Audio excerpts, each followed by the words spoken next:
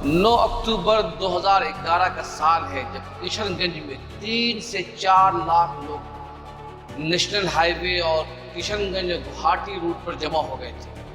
یہ مظاہرہ بہار کی تاریخ ہی نہیں، بھارت کی تاریخ کا اپنی نوعیت کا سب سے الگ تھا۔ یہ اس لیے الگ تھا کہ پہلی مرتبہ مسلمان اپنے تعلیمی پسماندگی کے خاتمے کے لیے سڑک پر اتر رہے تھے۔ 3 سے 4 لاکھ لوگ یہ مطالبہ کر رہے تھے کہ بہار حکومت علی گڑھ مسلم یونیورسٹی کے کشن گنج سینٹر کے لیے جلد سے جلد زمین الاٹمنٹ کرے، لیکن بہار حکومت تھی تیار نہیں تھی۔ یہ مظاہرہ 9 اکتوبر کو صبح 10 بجے سے شروع ہوا، رات کے 10 بج گئے۔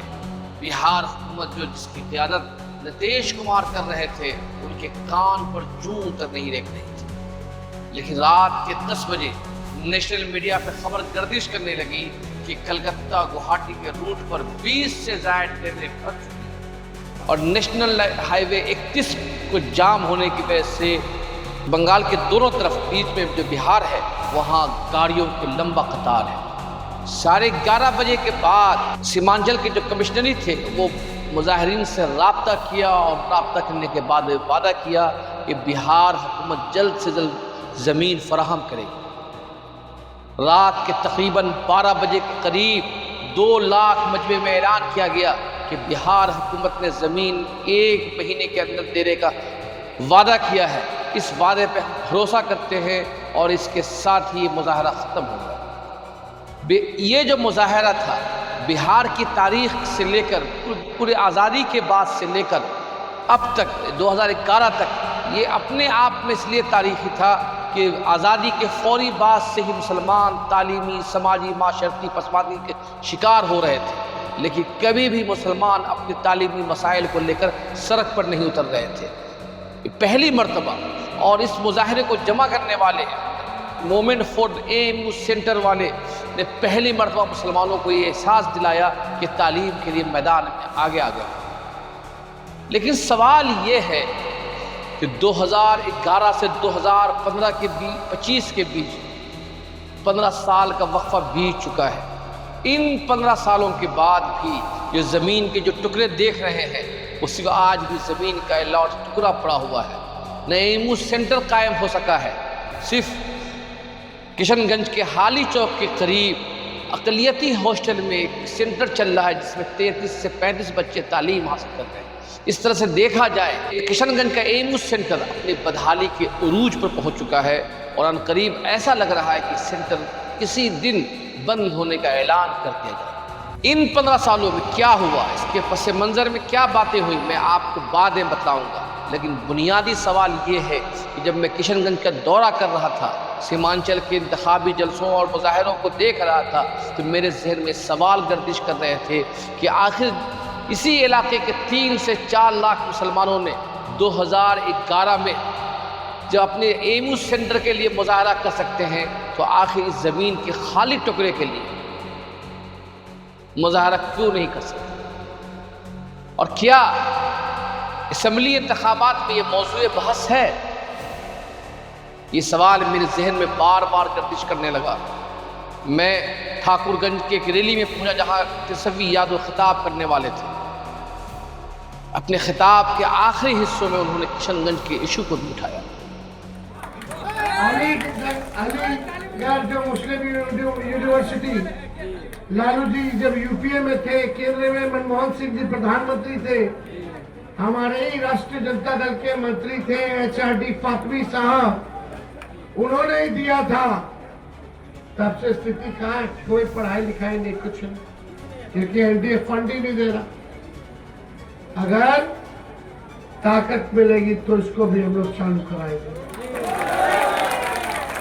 پھول پھولیوں کا کام جو ہے وہ تیزی سے ہوگا، پڑھائی کی ویوستھا اچھی ہونی چاہیے۔ اور اسی اسٹیج پر کانگریس کے ممبر پارلیمنٹ محمد جاوید نے یہ کہا کہ آپ لوگ مجھے بار بار یہ یاد دلاتے ہیں کہ میں صرف علی گڑھ کی کیوں بات کرتا ہوں۔ محمد جاوید نے کہا کہ میں اس لیے بات کرتا ہوں AMU کی کہ اگر AMU کا سینٹر یہاں کھل جاتا کہ پورے سیمانچل کے مسلمان جس کی جو تعلیمی پسماندگی کے شکار ہے، جو بہار کے شرح اوسط سے بھی ان میں لٹریسی ریٹ کم ہے. اگر یہ قائم ہو جاتا تو یہاں کے مسلمانوں کی تعلیمی پسماندگی کا خاتمہ ہو جاتا. 2 دن قبل اکھلیش یادو بھی کشن گنج میں اس ایشو کو اٹھایا، لیکن سب سے تعجب خیز بات یہ تھی کہ ایمو سینٹر علی سیمانچل میں مسلم قیادت کے سوال کو لے کر پوری طاقت جھونکنے والی MIM اسدالدین اویسی کی قیادت والی اسدالدین اویسی کے جلسوں میں ایمو کے سینٹر پر زیادہ باتیں نہیں ہوتی ہیں. ان کے جلسوں میں اسلام، مسلمان، اللہ اکبر کے نعرے تو بلند ہوتے ہیں، لیکن ان کے جلسوں سے کشن گنج ایمو کا سینٹر غائب تھا. ان سوالوں کے ساتھ میں جب اس زمین کے اس خطے کو دیکھ رہا تھا تو اچانک 4 نوجوان وہاں پر پہنچ گئے. میں نے ان 4 نوجوانوں سے پوچھا کہ تم یہ جانتے ہو کہ یہ سینٹر کیوں بنا، یہ زمین کس چیز کے لیے ہے؟ تو تینوں نوجوان جواب دینے سے قاصر تھے. جب میں نے ایک نوجوان سے پوچھا تم کہاں پڑھتے ہو تو اس نوجوان نے یہ کہا کہ میں علی گڑھ میں پڑھتا ہوں. لیکن میں نے پوچھا جب تم علی گڑھ میں پڑھتے ہو اور تمہیں زمین کے بارے میں بھی نہیں معلوم نہیں. کس کلاس میں؟ ابھی علی گڑھ سے کر رہے ہو یا اس کے بارے میں معلوم نہیں کہ کیا ہے؟ تو مین برانچ سے کر رہے ہیں علی گڑھ کبھی اس کا ایک ہسٹری ہے اس جگہ کا. ہاں ہسٹری تو ہے اچھا خاصا بندہ پورا پیسہ معاف نہیں ہوا. یہ کس کا سینٹر بننے والا تھا؟ علی گڑھ ہی بننے والا تھا، اس کو برانچ بننے والا تھا. آپ کیا کرتے ہیں علی گڑھ میں؟ تو آپ لوگ اس کے بارے میں عام زبان میں، عام گھروں میں یہ جو بھی پولیٹیکل ماحول ہے اس میں اس پہ بات چیت نہیں ہوتی ہے. عام لوگوں سے بات کی، عام لوگ بھی اس سینٹر کے بارے میں زیادہ بات کرنے کو تیار نہیں. جیسا ہم سب جانتے ہیں کہ 2006 میں سینٹر کمیٹی کی رپورٹ آنے کے بعد UPA کی مرکزی حکومت نے ملک بھر کے 5 ریاستوں میں مالاپولم، بنگال کے مرشدآباد میں، کشن گنج میں اور کرناٹک اور مدھیہ پردیش میں سینٹر قائم کرنے کا فیصلہ کیا. کیرلا میں، مغربی بنگال کے مرشدآباد میں بائیں محاذ کی حکومت تھی. بائیں محاذ کی حکومت نے فوراً زمین بھی دونوں ریاستوں میں زمین فراہم کر دیا اور وہ زمین میں آج کسی حد تک اگرچہ فل فلیج طور پر سینٹر تو چل نہیں رہے، لیکن کسی بھی طرح سے سینٹر آج بھی کیرلا اور مرشدآباد میں چل رہے ہیں. لیکن بہار میں صرف ایک زمین کا ٹکڑا ہے، اور جو سینٹر جہاں ایمو کا جو سینٹر چل رہا ہے اقلیتی ہاسٹل میں، وہاں صرف 33 بچے ہیں اور دوسرے سال میں 22 بچے، صرف ایک پوسٹ چل رہا ہے. تو آپ کو یہ بھی جانتے ہوں گے کہ 2011 میں مظاہرہ ہوا اور جنوری 2014 کو سونیا گاندھی نے بہار کے وزیر اعلیٰ نتیش کمار، علی گڑھ یونیورسٹی کے اس وقت کے وائس چانسلر جمیل الدین شاہ، مقامی ممبر پارلیمنٹ مولانا اسرار الحق قاسمی کی موجودگی میں سینٹر کا سنگ بنیاد رکھا. سینٹر کا سنگ بنیاد بھی رکھ دیا گیا. سینٹر کے لیے پیسے بھی الاٹمنٹ کر دیے گئے. 136.28 کروڑ روپے الاٹمنٹ کر دیے گئے مرکزی حکومت کی طرف سے. لیکن 11 سال بیت جانے کے بعد بھی مرکزی حکومت کی طرف سے صرف 10 کروڑ روپے جاری ہو سکے. اور بہار کی جو نتیش کمار حکومت جسے زمین دیا تھا، نتیش کمار بھی اس مسئلے پہ بات کرنے کو تیار نہیں ہے. بنیادی سوال یہ ہے کہ آخر اس ایمو سینٹر کو کس نے فراموش کیا؟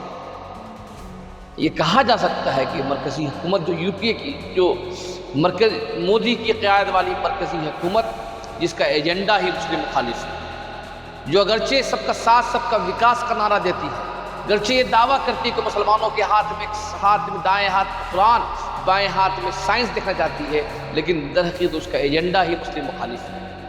اس لیے بار بار پارلیمنٹ میں بھی موجودہ وزیر تعلیم جو ہے دھرمیندر پردھان نے صاف صاف کہا کہ علی گڑھ یونیورسٹی کی کوئی قانونی پیچیدگیاں ہیں. لیکن سوال یہ ہے اگر قانونی پیچیدگیاں ہیں تو اس قانونی پیچیدگی کو ختم کیوں نہیں کیا جاتا؟ مگر اس سے بڑا سوال یہ ہے کہ کیا سیمانچل کے عوام نے اپنی سینٹر کو فراموش کر دیا ہے، جس سینٹر کے لیے تاریخ کا سب سے بڑا مظاہرہ کیا گیا تھا. آج وہ سینٹر نہ کشن گنج کے عوام کے لیے نہ سیمانچل کے عوام کے لیے کوئی معنی نہیں رکھتا. یہ سب سے بڑا المیہ ہے.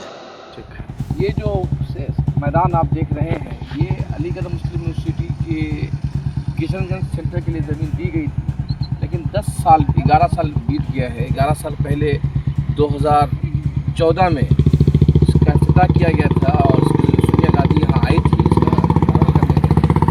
इतना साल बीत जाने के बावजूद एक इमारत भी अलॉटमेंट नहीं किया है।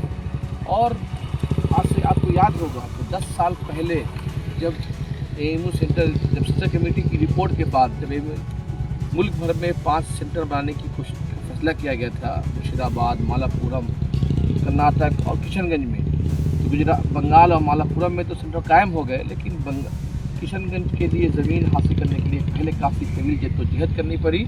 और जब ज़मीन बहुत ही तहरीक चलाने के बाद ये ज़मीन हासिल भी हुई, तो इतने साल 10 साल बीत जाने के बावजूद भी ये ज़मीन आज बंजर है, वीरान पड़ी हुई है और ना हुकूमत की तरफ से कोई पहल हो रही है और ना यहाँ के मकामी लोगों में कोई सियासी एजेंडा है।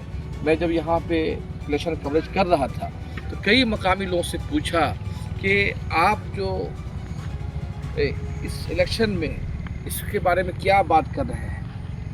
कल मैं ठाकुरगंज में एक रैली में था। यहाँ के मकामी मेरे पार्लियामेंट मोहम्मद जावेद ने अपने इस तकरीर में इशू में इसका मसला उठाया और कहा कि आप लोग मुझे कहते हैं कि मैं बार बार सिर्फ एएमयू का सवाल क्यों उठाता हूँ। उन्होंने कहा कि अगर यहाँ पे एएमयू बन जाता, जो किशनगंज, कटिहार और पूर्णिया की मुसलमानों की जो तालीमी पसमादगी है उसके ख़त्म करने के लिए काफ़ी होता।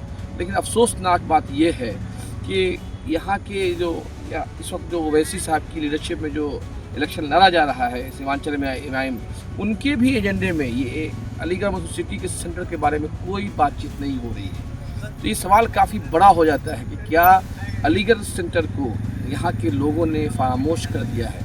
क्या हमें इसका एहसास नहीं है कि अगर यहाँ अलीगढ़ का एक सेंटर कायम हो जाता तो यहाँ के लोगों के क्या तालीमी फ़ायदे हो सकते हैं?